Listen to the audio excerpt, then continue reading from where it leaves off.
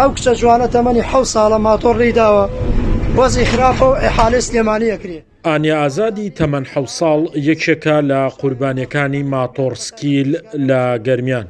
ئانیا 20 ڕۆژ پێش ئێستا لەم شەقامەی ناحەی ڕزگاری دووچاری ڕووداوی ماتۆڕسکیل دەبێت و دوای گەیشتنی بە نەخۆشخانە گیان لەدەست دەدا. ئەم چیرۆکە هەر بە گیان لەدەستانی ئەو کۆتایی نایەت و دوای چەند سەعاتێک شۆفێری ماتۆڕسکیلەکەش بە هۆی سەختی برینەکەیەوە گیان لەدەست دەدات. من ئەو کچە جوانم ئالێرا لەم دەقا لەم شوێنە ئەوە شوێنەکەیەتی کە بەو کارەساتە تیاچووە لە مەدرسە هاتووە لەو کۆڵانەوە بۆ ماڵ هاتووە سعاتی 11 نیوەڕۆ بوو.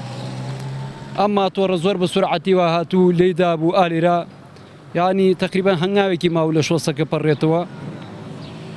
بەڕاستی بەداخەوە هیوادارم دووبارە نەبێتەوە کارەساتی بەو شێوەیە. دایک و باوکی تەلەبە زۆر ئەناڵێن یان زۆر جاخوان مناڵەکان دێن لەبەرەوەی هیچ زمانێک نییە بۆی مناڵەکانیان لەم شەقامە بپەڕێتەوە بە سڵامەتی بگەنە دەوام. بەداخەوە لە ماوەی ئەم 3-4 ساڵە ئێمە زۆر جار هاوارمانگرمان تاسەمان بۆ بکەن چونکە شەقامەکە شەقامێکی تازەیە سیارە بە سەریعە ڕوا ماتۆر بە سەریعە ڕوا ڕووداوی هاتوچۆی زۆرتیان ڕوویداوە چی زەرەری مادی بووە زەرەری قاچکان و ڕانشکان بۆ بەڵام هیچی تا ئەم ڕووداوە نەبووەوەی کە منداڵێکی 7 ساڵان یەکی بنەڕەتی لەگەڵ سایقی ماتۆڕەکان نەبوونە قوربانی.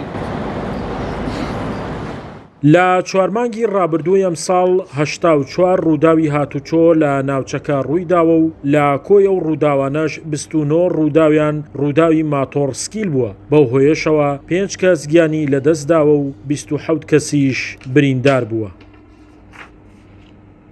هۆکاری ڕووداوەکان دەگەڕێتەوە بۆەوەی لێخوڕی زۆربەی زۆری لێخوڕی ماتۆرسکیلەکان تەمەنیان خوار ئەو تەمەنە تاکە دەست نیشان کرا بۆ ماتۆرسکیل زۆربەشیان بێمۆڵەتن زیاتر پابەت نابن بە یاسا و ڕێنمایەکانی هاتوچۆ. هاتوچۆی گەرمیان هەڵمەتی دەست بە سەراگرتنی ماتۆڕسکیلی دەست پێکردووە و لە ماوەی 2 هەفتەی ڕابردووشدا زیاتر لە 7 ماتۆڕسکیلی بێمۆڵەت و بێسەرەتا دەستی بەسەردا گیراوە. شاخەوان محەممەد، کورسات نیوز، کەلار.